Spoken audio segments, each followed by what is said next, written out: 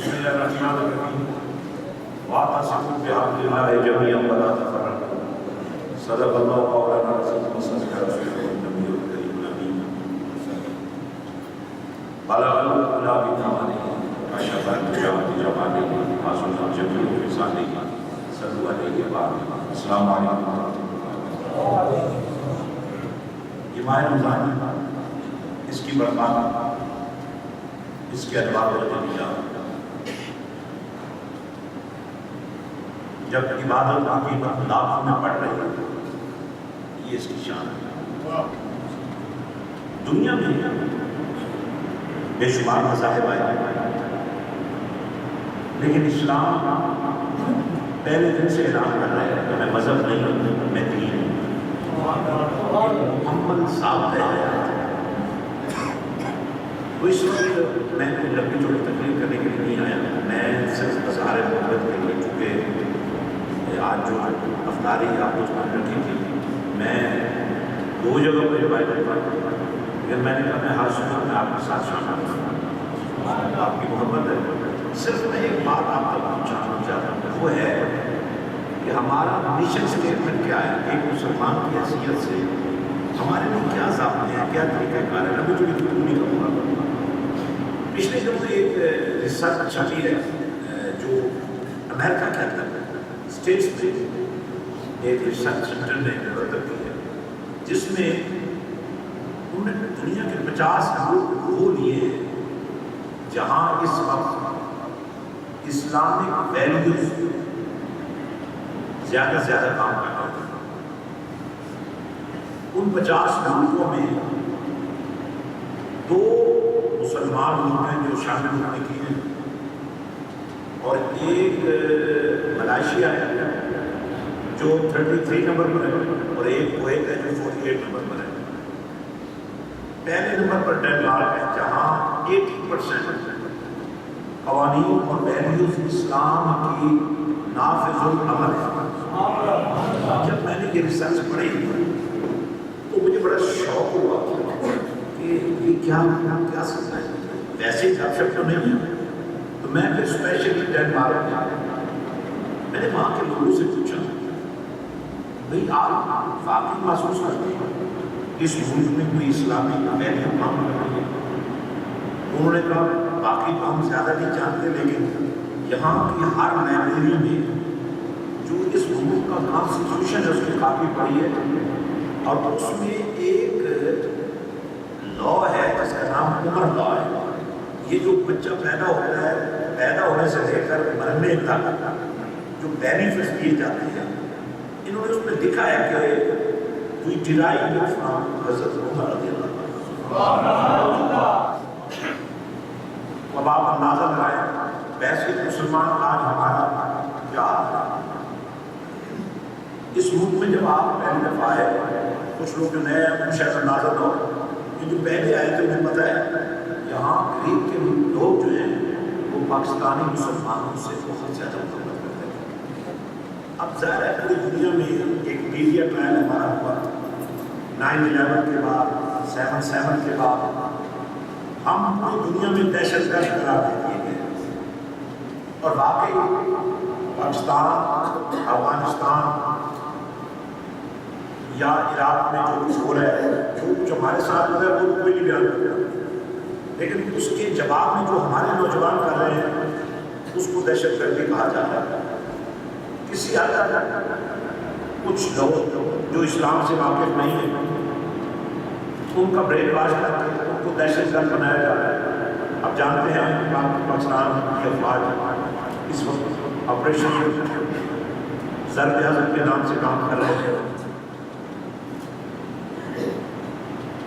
اگر مقصد یہ ہے کہ ہم نے اپنی قوم کو ایجوکیٹ کر کے آئندہ بریک واش ہونے سے بچانا ہے، پھر تو اس آپریشن کا بھی کوئی فائدہ ہوگا، ادروائز یہ لڑائی اور پھیل جائے گی۔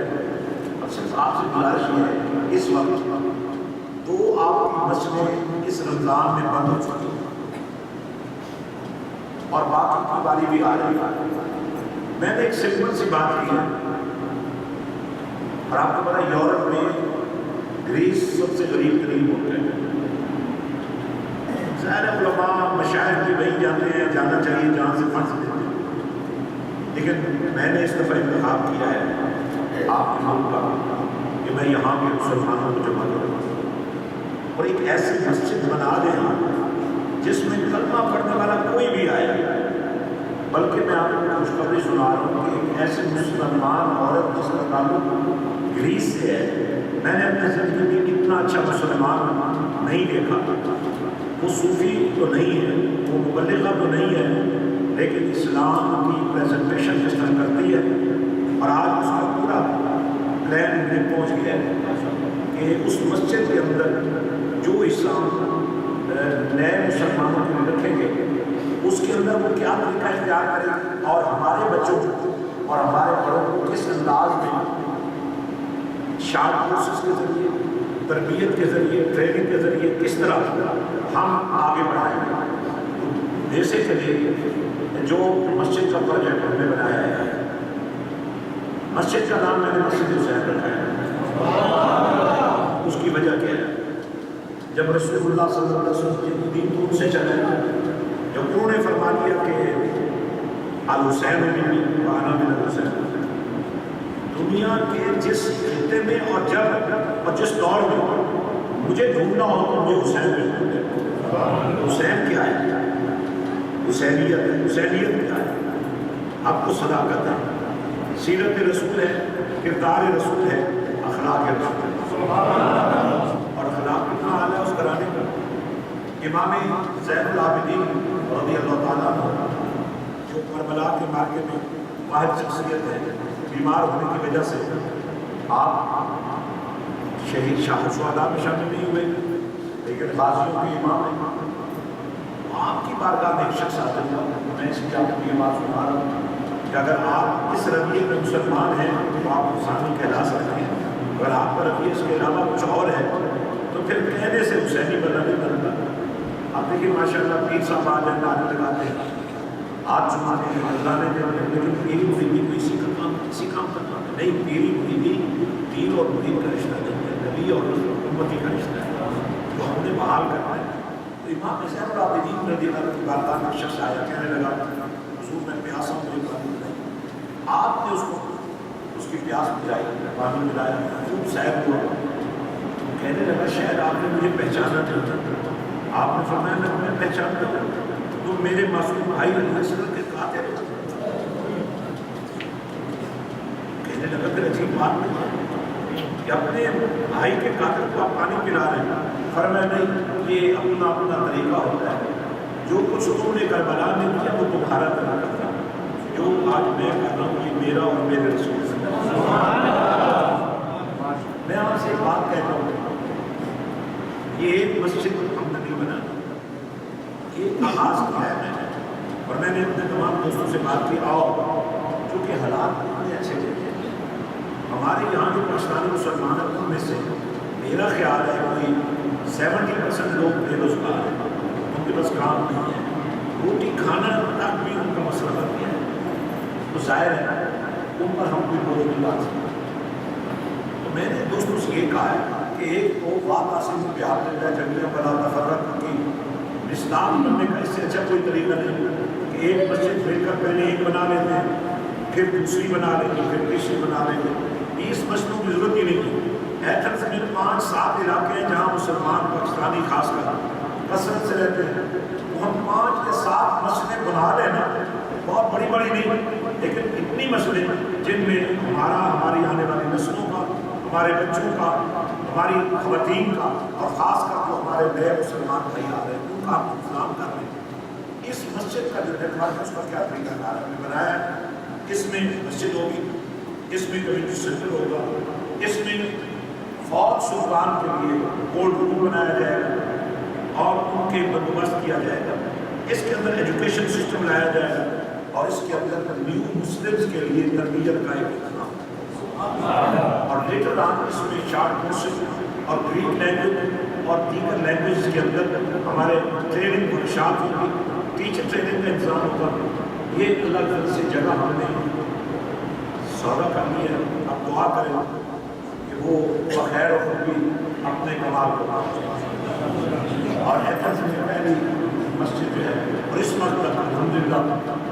اور آپ سوچیں کہ ایک آدمی بے روزگار ہے، اس کے پاس کچھ ہے ہی نہیں.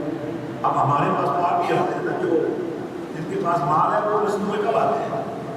لیکن اس مسجد کی قبولیت کا یہ عالم ہے کہ میں کسی کے پاس نہیں، تو لوگ 10-10 ہزار 5 ہزار لے کر میرے پاس آتے ہیں.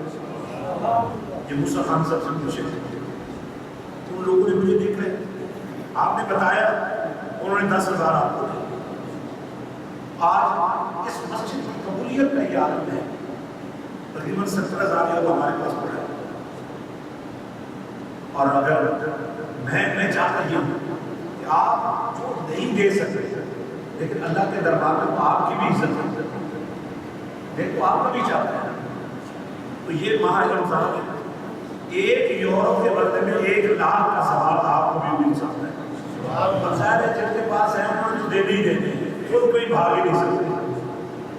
تو انشاءاللہ یہ کام میں زندگی میں پہلی مرتبہ کسی ملک میں کسی شہر میں 16 دن اکٹھے رہا. یہ میرا ریکارڈ ہے، یہ پہلی دفعہ ہوا ہے آپ کے شہر میں پچھلے 16 دن سے مقیم. اور جو کام 2 سالوں میں کرتے ہیں ہم نے 16 دنوں میں کر دیا. یہ آپ کی مسجد ہوگی، یہ اسی لیے حالانکہ اس کا نام ہے حضرت سلطان باہو مسجد افضل، اس کا نام شیخ عبد القادر جیلانی مسجد افضل. میں نے مسجد حسین کیوں رکھا ہے؟ کوئی بھی خانہ ایسا نہیں جو حسین کے نور سے کوئی دیندار ایسا نہیں، کوئی فقہ ایسا نہیں، کوئی مسلک ایسا نہیں جو حسین کا انکار کر سکے. اس لیے ہم نے وہ نام رکھا ہے جو آپ کو جوڑے گا، جو آپ کو اکٹھا کرے گا. اب میں مناسب نہیں سمجھتا ہوں کہ میں آپ سے کہوں کہ آپ اس کے لیے فنڈ دیں. میرا خیال ہے اگر